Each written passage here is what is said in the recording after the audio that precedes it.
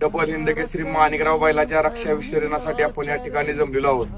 ज्या बैलानं अत्यंत कमी कालावधीत आपलं आणि आपल्या दोन्ही मालकांचं नाव अखंड महाराष्ट्रभर केलं, असा माणिकराव परवा दिवशी या ठिकाणी आपल्यातून निघून गेला.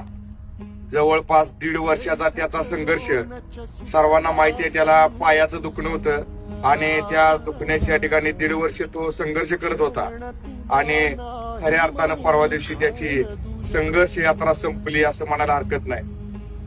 कराडच्या बाजारातनं रेट्रेच्या अर्जुन भाऊ जाधवांनी घेतलेलं हे वासरू आणि काही काळानंतर ते या ठिकाणी समीर भैया इस्लामपूर आणि राहुल शेठ साळुंके पेठ यांच्या दावणीला आलं आणि तिथं आल्यानंतर तिथून पुढे त्यानं आपल्या गतीच्या जोरावरती अखंड महाराष्ट्रभर आपल्या मालकांचा नावलौकिक केला.